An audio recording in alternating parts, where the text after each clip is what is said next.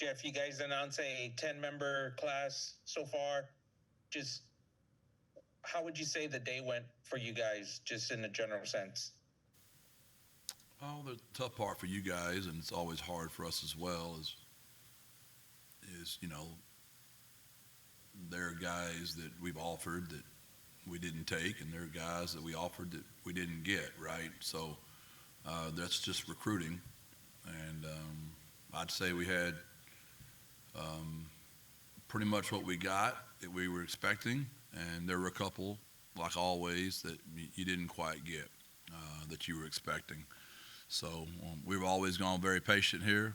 We've never had the philosophy we're trying to impress y'all with a bunch of signees and just to get a bunch of numbers. If they don't fit a certain criteria of us, um, then we're going to just be patient and wait and take the normal criticism for how slow we go, and rather y'all evaluate our entire class and not. I don't know if you call this the first quarter anymore. This might even be like the first drive of the game. This is such a crazy time in college football. Yeah, Jeff, the calendar's a little different this year. I think this is the earliest signing day has ever been. How I guess different is it? Um, well, you just got this, and then the transfer portal's fixing to open up, and then you can bring in those kids, and then there's the February signing day, and then the transfer portal's going to open again, and we're going to do all this again, and pretty much they could get in the portal whenever they want to. I mean, like y'all know who all's in the portal right now, and the portal doesn't even open until December the 9th, so it's just a crazy time. When we open up against A&M, the guys that are on that plane, that'll be your roster. We'll know that for sure then. Greg. Jeff, you guys are obviously losing a ton of players who were major contributors this year, and you mentioned the need to be patient, but was there any kind of pressure to maybe move a little bit faster this cycle, or how did you put that part into perspective?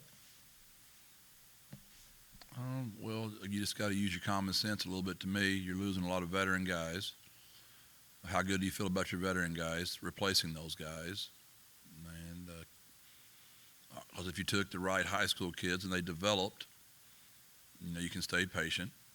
And if you've taken the wrong high school guys that you developed, or maybe bounce backs, maybe guys we didn't get the first time, but we got on the second time, how many of those guys are ready to step up? And because of the injuries this year, we had to play a lot of younger kids we weren't expecting to play. So our roster is in good shape. There's a couple of areas of need that we got to address that we'll look for the portal to fix more of. We've just pretty much gone by the philosophy, if the kid can't come in and play for us quickly, we're not going to take him. And that's a high school kid as well, because there's just too much available talent out there. And because of our success we've had, and we're disappointed with our season, but we have a wonderful city that it recruits itself nationally now. If you'll look at where our kids come from now, we are still heavily Texas, but we got a lot of kids that know about Wemby, and they know about the city of San Antonio, and they know about the Alamo Dome, and they know about our success. So we're able to get into other parts of the country that we haven't been able to get into as much before.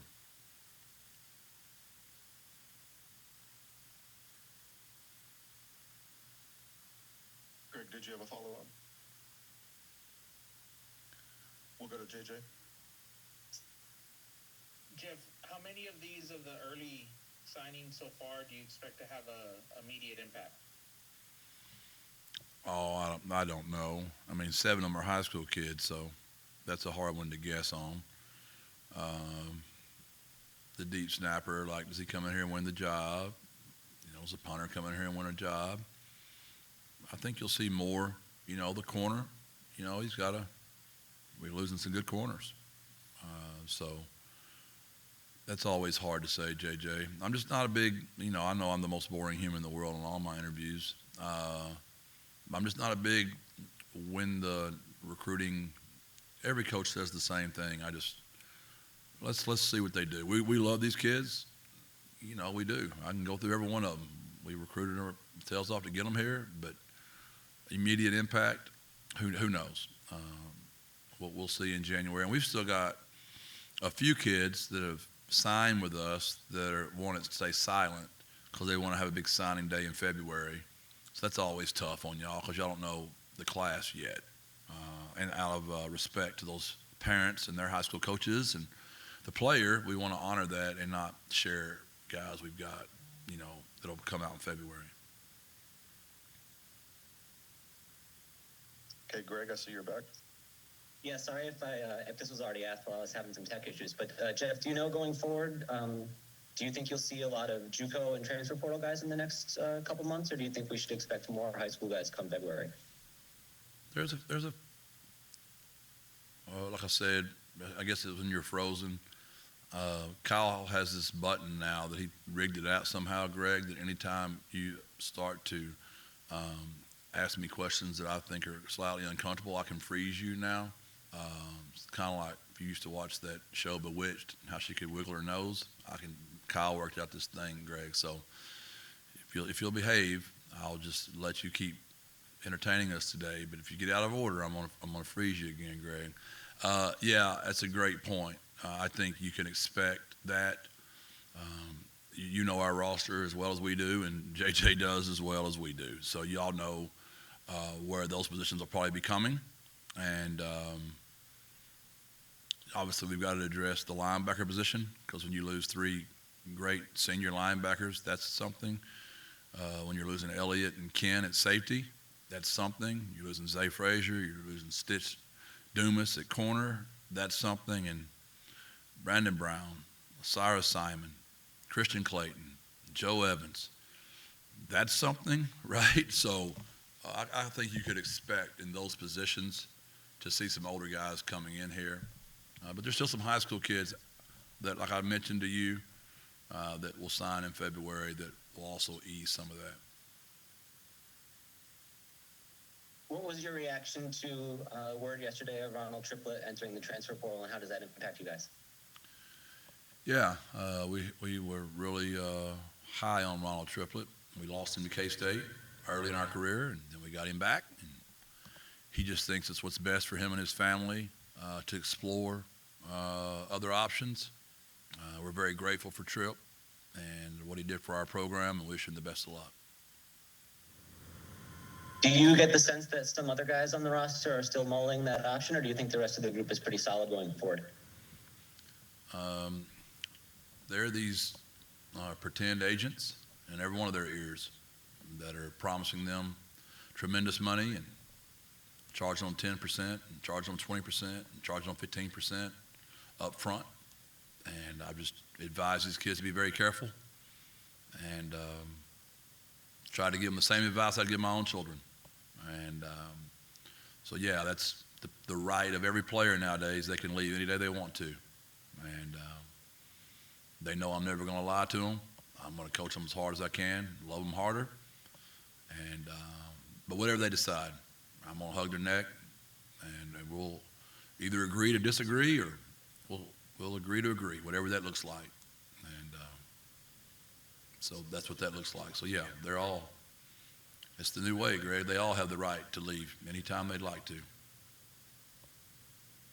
JJ? See, Greg, he misbehaved, and I just muted him. He wasn't quite as bad as you were.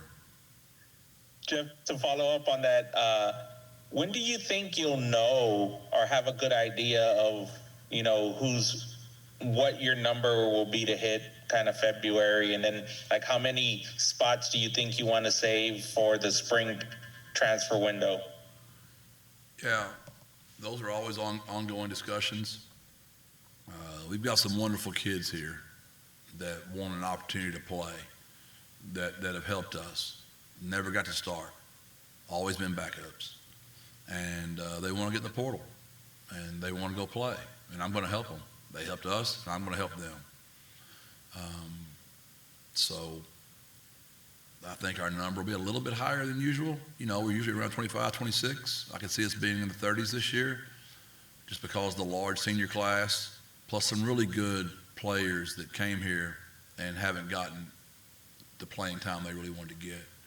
So we'll see what's in the portal this first time around. We'll stay patient. We will not take a player on our roster that's not going to help us. We're just not going to do it. So we'll stay patient. In the end, if we don't use all of our scholarships up, we'll reward our walk-ons. But we've never had that happen. You'd be shocked at how many kids this year that were walk-ons that are going to be put on scholarship this year. That's always my first and most important decision, is to recruit my own roster.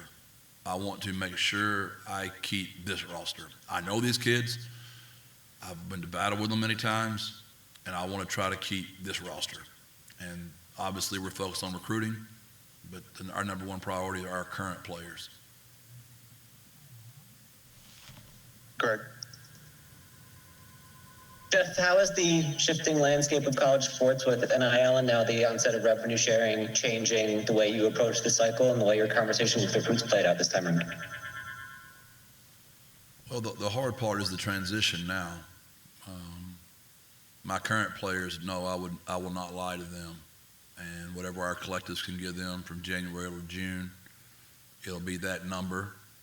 And when July comes, my administration has been very positive in their effort to help us with revenue sharing. I'm working off of a number that I've targeted that we need and hoping we get. So that's where the rubber meets the metal, whatever that expression is.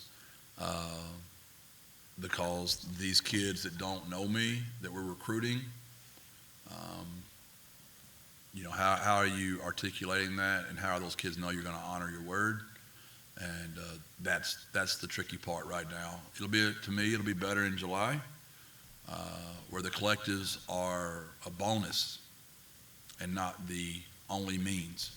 But right now, the collectives are our only means. So what Bob and Peggy have done with 2-0 City Fans, and what Martin and April and Pat have done with 21inspired.org, that's the only thing we really have for sure to offer our current players and our current roster until revenue sharing begins in July.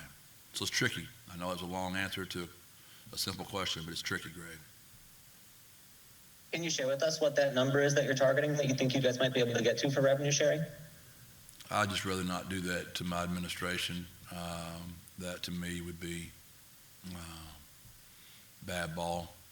I'm just hoping we get the number I asked for, because that's the number I'm promising these players. And I've been assured very confidently that we're going to be able to hit that number. Is there anything else for Coach Traylor this afternoon? All right, thanks everyone. Appreciate y'all. God bless. Birds up.